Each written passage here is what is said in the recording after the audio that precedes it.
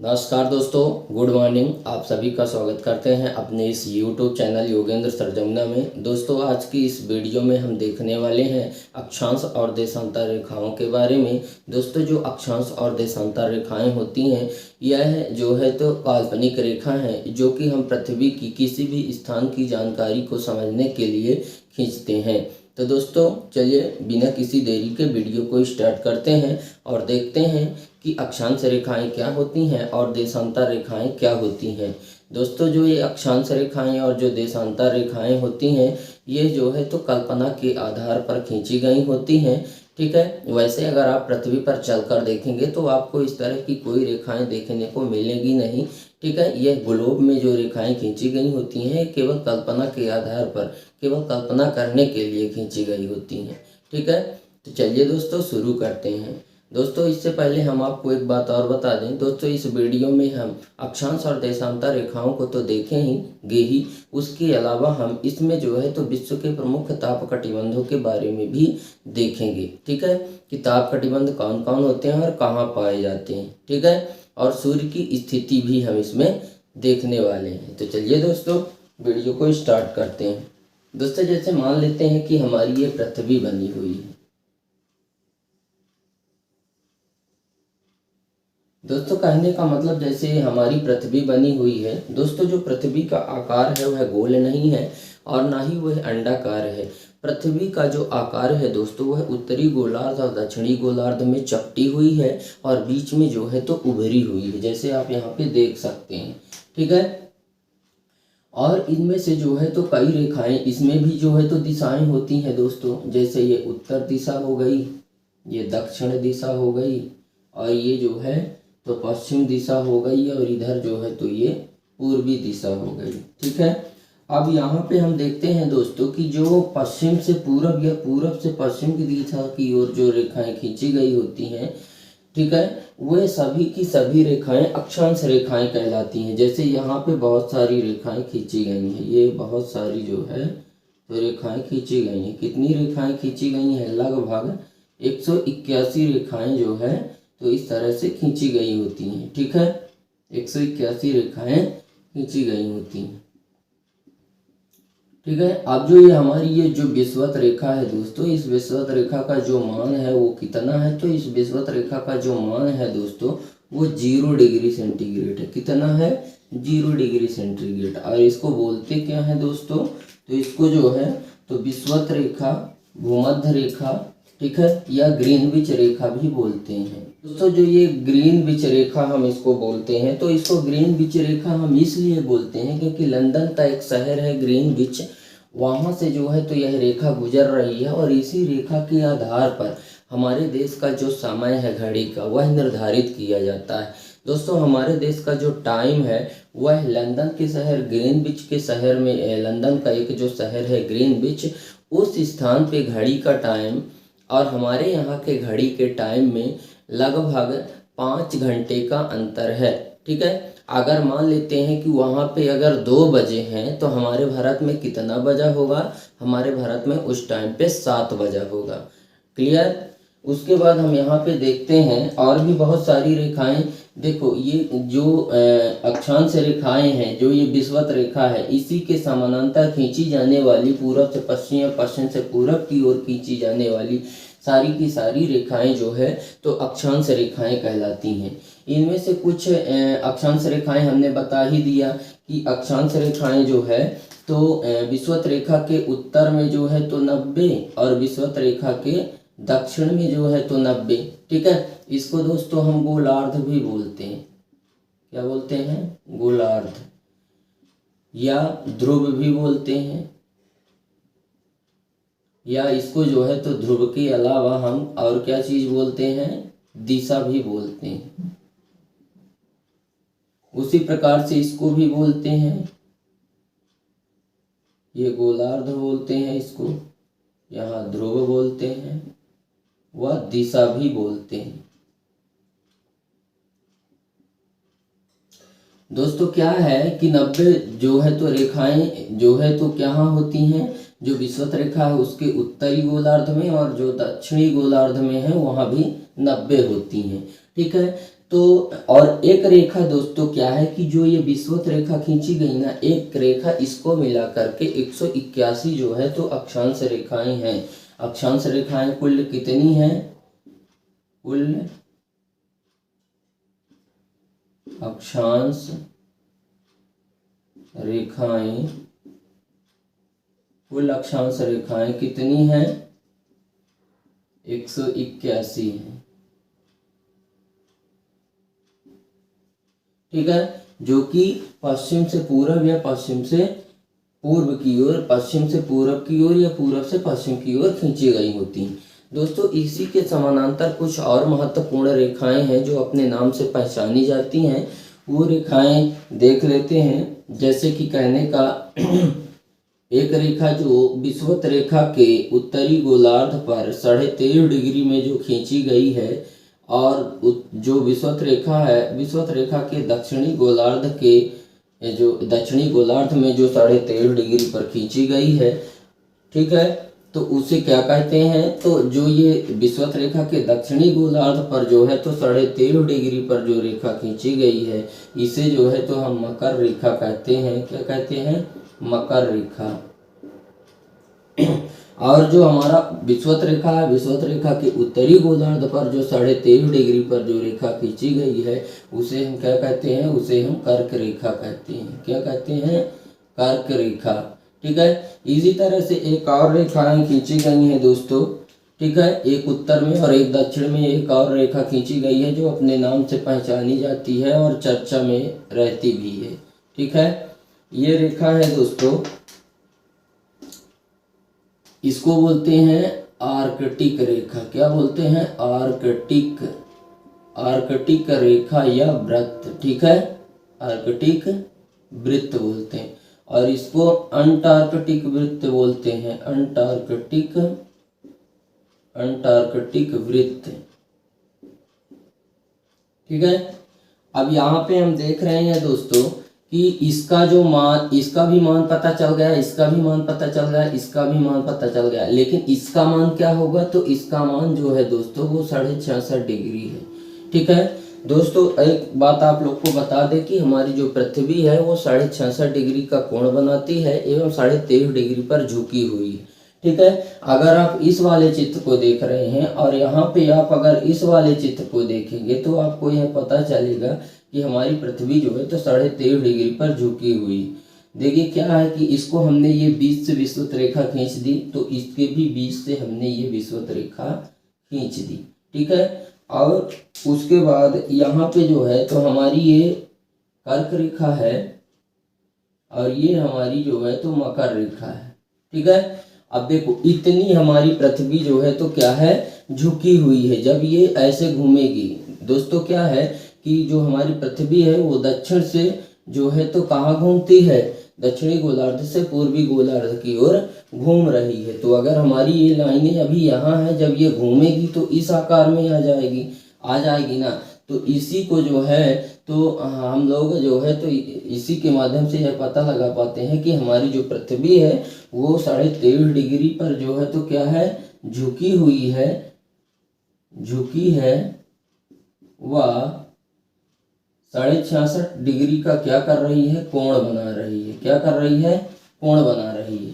ठीक है, क्लियर। अब यहाँ पे जो है तो हम यह देख लेते हैं कि हम देखें ताप कटिबंध की। ठीक है, ताप कटिबंध यहाँ पे हम देख लें तो कहने का मतलब कि जो है तो ताप हमें देखने के लिए हमें सूर्य को देखना पड़ेगा। ठीक है, तो सूर्य जो है तो क्या है कि वर्ष भर कहाँ पे चमकता है? ये सूर्य है। ठीक है, जो कि वर्ष भर जो है तो कहाँ पे चमकता रहता है? विषुवत रेखा और भूमध्य रेखा के बीच में, यानी कि विषुवत रेखा में, यानी कि जो है तो सूर्य वर्ष भर कहाँ चमकता है? विषुवत रेखा में वर्ष भर चमकता रहता है। ठीक है, तो अब जाहिर सी बात है कि जब विषुवत रेखा पर चमकता है और केवल एक दिन ऐसा उत्तर में आता है और एक दिन जो है तो दक्षिण में आता है। तो उत्तर में जो है तो यहाँ पे जो है तो 21 जून को आता है सूर्य। 21 जून को कर्क रेखा पर कितना कब आता है? 21 जून को। और यहाँ 22 या 23 सितंबर को कब आता है? कई कुछ जगह है आपको 22 सितंबर मिलेगा, कुछ जगह है आपको 23 सितंबर मिलेगा। ठीक है, देखने को तो 22 सितंबर को आता है। क्या आता है? 22 सितंबर,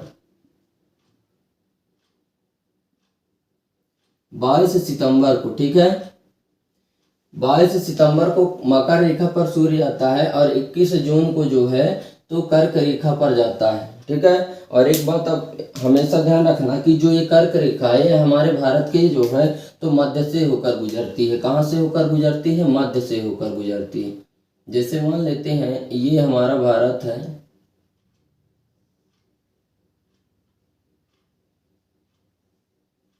ठीक है, जैसे कहने का मतलब जो है तो ये हमारा भारत है और हमारे भारत के जो है तो मध्य से होकर जो है तो क्या है, कर्क रेखा गुजर रही है। ये चीज हमेशा ध्यान रखना। ठीक है, तो अभी अगर हम देखें तो अभी जो है तो इस समय जो है तो लगभग नवंबर और दिसंबर में सूर्य कहाँ पे होगा? तो नवंबर और दिसंबर के टाइम पे जो है तो सूर्य कहाँ पे होता है? मकर रेखा के साइड होता है। ठीक है, जिसके कारण सूर्य की जो किरणें हैं वो हमारे यहाँ नहीं पहुँच पाती हैं। हमारे इस भारत देश पर जो है तो सूर्य की किरणें नहीं पहुँच पा रही हैं, क्योंकि सूर्य अभी कहाँ है? यहाँ है। सूर्य अभी जो है तो यहाँ है, तो इसलिए ये जो है तो अपनी किरणें यहाँ पे नहीं भेज पा रहा है। इसीलिए हमारे भारत देश पे अभी इस टाइम पे हमारे यहाँ पे जो है तो क्या है कि ठंडी का मौसम है, हमारे यहाँ ठंड पड़ रही है। ठीक है, लेकिन जैसे ही यह सूर्य यहाँ से उठ करके और जब यहाँ चला जाएगा, कहाँ पे? कर्क रेखा साइड, मतलब विषुवत रेखा और कर्क रेखा के बीच में जब यहाँ पे सूर्य चला जाएगा तो अपने यहाँ जो है तो क्या हो जाएगी? गर्मी पड़ने लगा, गर्मी पड़ना स्टार्ट हो जाएगी। ठीक है, तो 21 जून को सूर्य यहाँ पे आता है, जिस दिन जो है तो दिन और रात दोनों बराबर होते हैं। और 22 सितंबर पर जब सूर्य मकर रेखा पर होता है उस दिन और रात बराबर होते हैं। ठीक है, लेकिन अभी जो है तो यहाँ पे है तो हमारे यहाँ जो है अभी अगर सितंबर में अगर जो है तो सूर्य मकर रेखा पर है तो हमारे यहाँ एक तो पहली बात तो ठंडी पड़ रही है, दूसरी बात दिन भी छोटा हो रहा है और रात बड़ी हो रही है। ठीक है, एक चीज़ ये हमेशा ध्यान रखना कि जहाँ पे जो है तो सूर्य होगा वहीं पर जो है तो रात छोटी होगी और दिन बड़ा होगा, और जहाँ पे सूर्य नहीं होगा वहाँ पे रात जो है तो क्या होगी? बड़ी होगी और दिन जो है वो छोटा होगा। ठीक है, अब इसके अलावा हम यहाँ पे एक चीज और देख लेते हैं कि जो ये सूर्य है ये उगता कहाँ से है? पूर्व से उगता है। तो इस टाइम पे कहाँ पे उग रहा होगा? इस टाइम पे जब वो कर्क रेखा में है तो इस टाइम वो मकर रेखा में है, तो इस टाइम वो मकर रेखा में कहाँ से उदित हुआ होगा? यहाँ से उगता है। ठीक है, पूरब से उगता है ना, तो पूरब में सूर्य यहाँ होगा इस टाइम पे। ठीक है, और ये जो है तो जब अस्त होगा तो कहाँ पे आ जाएगा? अस्त होगा तो यहाँ पे आ जाएगा। ठीक है, क्योंकि सूर्य पूर्व से उगता है और पश्चिम में क्या होता है? अस्त होता है। लेकिन जब अपने इधर होगा, मतलब जो है तो कर्क रेखा साइड होगा, तो सूर्य कहाँ से उगेगा? सूर्य यहाँ से उगेगा, सूर्य यहाँ से उगेगा और अस्त कहाँ होगा? यहाँ पे आकर अस्त हो जाएगा। ठीक है, तो यहाँ पे जो है तो आप लोग अच्छी तरह से यह समझ गए होंगे कि जो है तो अक्षांश रेखाएं कितनी होती हैं और कहाँ से कहाँ खींची गई होती हैं, कितनी महत्वपूर्ण अक्षांश रेखाएं हैं।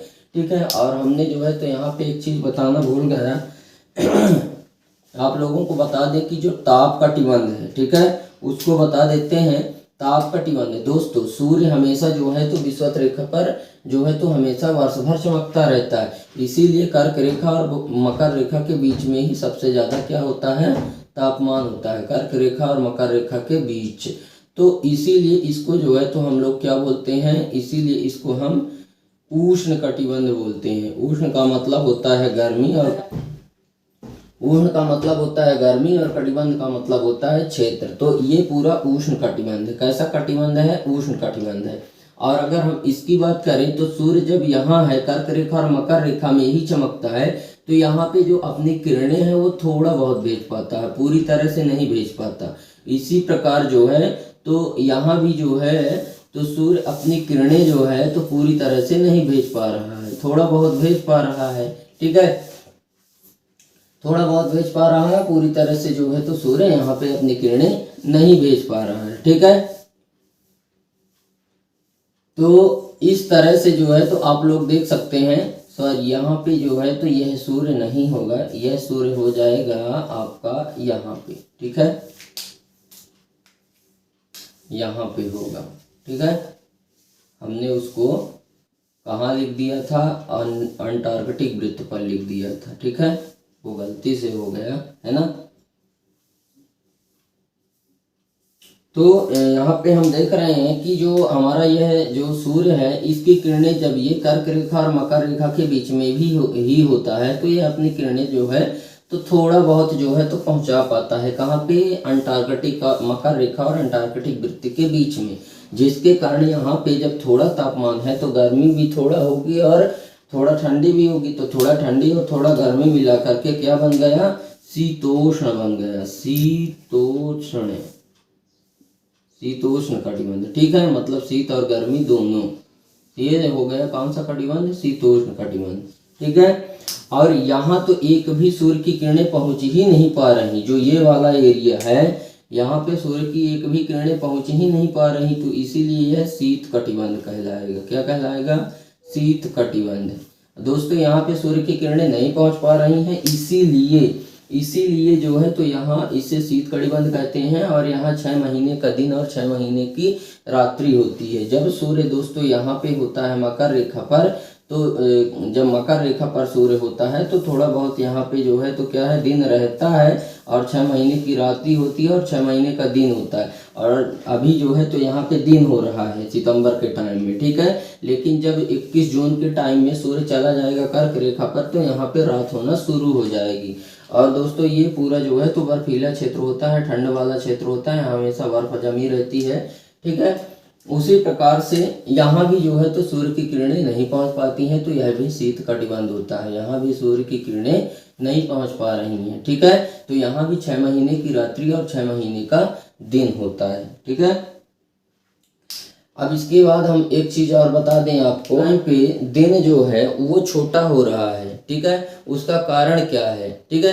कारण ये है कि सूर्य इस टाइम पे कर्क रेखा पर है और हम लोग रह कहाँ रहे हैं, भारत में रह रहे हैं, तो ये यहाँ से अपनी किरणें यहाँ पे नहीं भेज पा रहा है, इसीलिए दिन छोटा होता है। क्योंकि अगर किरणें भेजता तो बहुत सारी चीज़ें जो है तो तप्त होकर धधकती रहती, जिसके कारण वहाँ पे दिन विद्यमान रहता कुछ और टाइम तक। लेकिन वो अपनी किरणें यहाँ पे नहीं भेज पा रहा है, जिसके कारण जल्दी से रात हो जाती है और रात बड़ी होती है और दिन जो है तो छोटा होने लगा है। समझ में आया। अब देखो इस टाइम पे जो है तो हमारा जो दिन छोटा होता है, ठीक है। एक चीज़ आपको बताएं कि जो लीप वर्ष होता है वह 366 दिन का होता है, और उस वर्ष में वो फरवरी है उसमें कितने दिन होते हैं, तो इसमें 29 दिन होते हैं। तो जो 29 दिन होता है वो 29 दिन किस कारण होता है, ऐसा क्या है कि उस दिन 29वां दिन जोड़ दिया जाता है। दोस्तों ये प्रति 4 साल बाद जो है तो एक दिन बढ़ जाता है। क्यों, क्योंकि ये अभी इस टाइम पे हमारा जो ये दिन कम हुआ जा रहा है, कम होता है, मतलब हमारा दिन जो छोटा होता है, यही दिन को जोड़ के हर 4 साल बाद हमारे लगभग 25 घंटे निकलते हैं। उसी चीज़ को प्रकृति जो है तो हमें वापस कर देती है और एक दिन बढ़ जाता है, और वही दिन जो है तो फरवरी माह में जोड़ दिया जाता है। लगभग अभी 1 घंटे तो हमारे और भी शेष ही बचते हैं, है ना। तो 24 घंटे का दिन और रात होता है, तो वो एक दिन बढ़ जाता है, इसीलिए फरवरी 29 दिन की होती है पर 4 साल बाद। समझ में आया। तो ये तो हमने बात कर ली दोस्तों जो है तो अक्षांश रेखाओं की, ठीक है। अब यहाँ पे हम बात कर लेते हैं थोड़ी जो है तो किसकी, अपनी जो देशांतर रेखाएं हैं उनकी बात कर लेते हैं, ठीक है। दोस्तों जैसे मान लेते हैं कि ये पृथ्वी है, इस तरह की ये जो है तो पूरी की पूरी जो रेखाएं हैं, ये कौन सी रेखाएं खींची गई हैं, ये रेखाएं जो खींची गई हैं ये अक्षांश रेखाएं हैं। आपने अभी देखा वहाँ पे, है ना, ये अक्षांश रेखाएं हैं जो कि पूर्व से पश्चिम या पश्चिम से जो है तो पूर्व की ओर खींची गई है, ठीक है। दोस्तों ये खींचते खींचते इतनी छोटी हो जाती हैं कि एक बिंदु के रूप में भी क्या है आ जाती हैं, ठीक है, एक बिंदु के रूप में भी आ जाती हैं। बीच में ये रेखाएं बड़ी होती हैं और जो है तो जैसे ही वो ध्रुवों की ओर जाती हैं तो उनकी जो लंबाई है वो घटती जाती है। दोस्तों इन रेखाओं के बीच की जो दूरी है, यहाँ से यहाँ के बीच की जो दूरी है वो 111 किलोमीटर। और इनकी जो लंबाई है दोस्तों, लंबाई कितनी है, तो लंबाई है 47,000 47,076 किलोमीटर। ठीक है, 47,076 किलोमीटर, समझ में आया, इसकी लंबाई है। ठीक है, तो ये तो थी बात अक्षांश रेखाओं की। अब यहाँ पे हम जो है तो देख लेते हैं क्या, ये उत्तर, ये दक्षिण, ये पश्चिम, ये पूरब। ठीक है, अब यहाँ पे हम देख लेते हैं देशांतर रेखा। दोस्तों जो देशांतर रेखा होती है वो कैसी रेखा होती है, तो वो जो है तो कैसी रेखाएं होती हैं दोस्तों, जो देशांतर रेखाएं होती हैं वो उत्तर से जो है तो दक्षिण दिशा की ओर खींची गई होती हैं। कैसे खींची गई होती हैं, उत्तर से दक्षिण दिशा की ओर वो खींची गई होती हैं। ठीक है, इस प्रकार से जो है तो ये रेखाएं खींची गई हैं। उत्तर से दक्षिण की ओर जो खींची जाने वाली रेखाएं हैं, उत्तरी गोलार्ध से दक्षिणी गोलार्ध की ओर जो खींची जाने वाली रेखाएं हैं, उसी को हम जो है तो देशांतर रेखा कहते हैं। इन रेखाओं की जो संख्या है दोस्तों वो जो है तो 360 है।